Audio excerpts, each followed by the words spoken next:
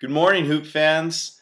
Today is Wednesday, June 13th, and welcome back to the Hoop Express. I want to start off by thanking everyone for all the wonderful birthday wishes that they gave me. I'm a 25-year-old man now, getting pretty old, time for me to get things in order. Second, before we get into basketball, I want to congratulate the Los Angeles Kings on their first Stanley Cup in 44 seasons. That's pretty incredible, and one of the most amazing playoff runs that we've seen in years, capping off a 16-4 playoff run, jumping out in front in every single series, 3-0 as an 8 seed. Pretty remarkable. Pretty amazing team that they got there down in Los Angeles. And I'm sure a lot of my LA fans are going to be out there at the parade today, giving them the love that they deserve. So, congratulations, Kings. And let's get started on some basketball. Now that the NHL playoffs are over, the NBA Finals begin. And wow, what a game it was last night, guys. Wow. First of all, the Miami Heat started off playing the first 2 quarters and maybe 11 minutes of the game. Excellent. Oklahoma City had no answer for them on either side of the ball. You know, they jumped out to a 10-2 lead, 14-6. They were up anywhere between 8 and 11 points all throughout the first half. I think 13 was the cap. At the end of the first half, it finished out being a 7-point, 54-47 lead for the Heat. But the Heat just looked in control the entire way. And they led from the first three-point basket by Shane Battier, who, by the way, had a great game. Hit his first three-point shots of the evening. And, he really didn't look back from there. The Heat actually shot pretty well from 3 the entire game. I think they started out hitting 7 of their first 11, which is pretty remarkable. But the Thunder kept fighting despite the double-digit deficit and the excellent play of LeBron, as expected, and Dwayne Wade, and the rest of the Heat, who looked pretty fantastic. The Thunder, they never stopped fighting. They were led by Kevin Durant, who, by the way, had 17 points in that fourth quarter. Finished the game off with 36 points. And just behind him was Russell Westbrook with 26 points. Harden had a subpar game.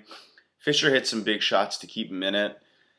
Ibaka was just incredible. And after being trailing the entire way, they took the lead 74-73 to end the third quarter, and they never looked back from there. And the Heat were demoralized after losing the lead. It just seemed like they couldn't fight back in the fourth quarter until about the last 2 minutes of the game, which the Heat always do. They go on that surge, and they get it from like a 9-point lead to like a 4-point lead, but just not enough. If only they would have started the surge a little bit earlier, kind of thing. And that's typically how it is in Miami. But wow, what a game that was last night.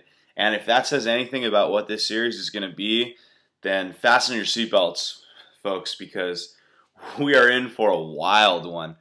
I think besides maybe a buzzer-beating shot to win a game in the finals, I think that was probably the most exciting kind of basketball we're going to see.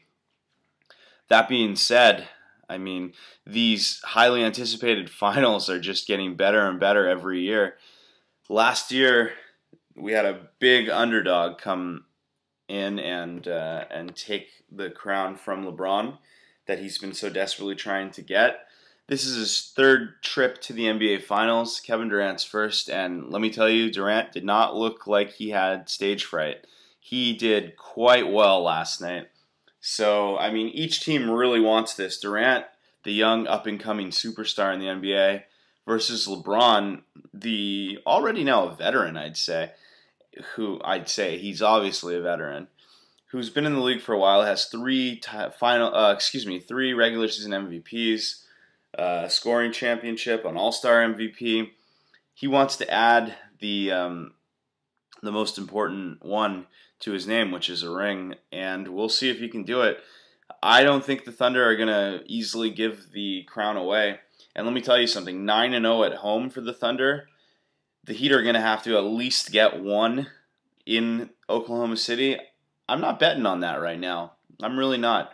But we'll see what happens. I think it's going to go 7 games nonetheless. Anyway, wow, what a game. The Heat played very well the first two quarters and 11 minutes, and the Thunder really just took it from there. I mean, Battier was great. Chalmers was great. Bosch could have been playing a little bit better. I think that it's time for Spoelstra to insert him into the starting lineup. However, that being said, with Battier's presence on the three-point line, it serves as kind of a disadvantage for Serge Ibaka. He's not used to guarding the outside of the perimeter, so we'll have to see what happens there. It'll be an interesting thing to see what Spoelstra does. I think that Oklahoma needs to do nothing different. I think that their game plan worked. I think that maybe they just need to get out to a little bit of a stronger start and not have to, hope for a comeback, because, if you're gonna bet on a comeback win against the Heat every time out, I wouldn't take those odds. I wouldn't count on it. So maybe that's about it. They're just gonna have to start out strong and keep it going from there. So it'll be interesting to see. Hey, again, listen, folks, thanks a lot for the birthday wishes. It's all the time we have for today. Congratulations to the LA Kings, and please check us out on Twitter. Mine is at Chad M. Hersco. You can check out Danny at Danny A. Lovey. Danny Lovey is working for Hoops Addict right now. He's going to be covering the NBA draft. You can check him out at hoopsaddict.com.